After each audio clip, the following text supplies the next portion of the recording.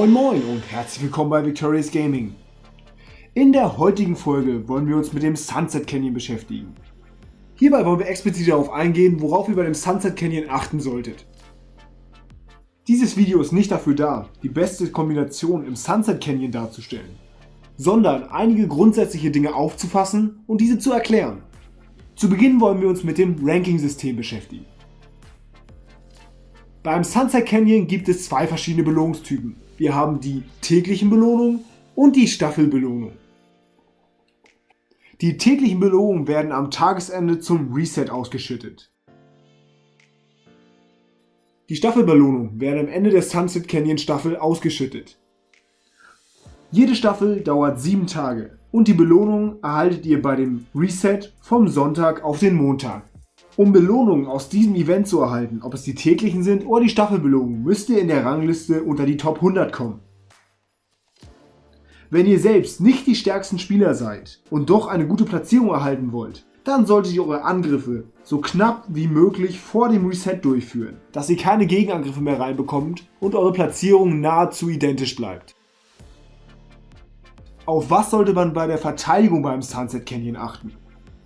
Zum einen solltet ihr eure Verteidigung immer von einer Ecke ausrichten. Es bringt nichts, die Märsche zu verteilen, alle in die erste Reihe zu stellen, alle in die zweite Reihe zu stellen. Ihr müsst eure Verteidigung von einer Ecke aus aufbauen. Zudem ist es sinnvoll, eure Tankmärsche in die vordere Reihe zu stellen und damit eure Damage-Dealer wie zum Beispiel YSG, Minamoto oder je nachdem was ihr habt, zu verteidigen. Zudem ist es ratsam, auf diesem begrenzten Spielfeld des Sunset Canyons viele Buffs und Debuffs einzubauen. Äußerst sinnvoll sind hier Kommandanten wie Ethelflaed oder auch wie Johanna.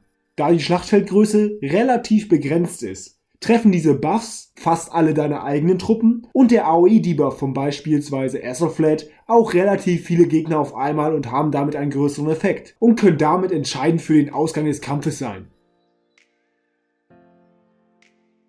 Nachdem wir nun einige grundsätzliche Dinge zur Verteidigung gesagt haben, wollen wir uns auch nun etwas mit dem Angriff beschäftigen. Grundsätzlich ist erstmal die automatische Aufstellung meistens nicht die beste zum Angriff.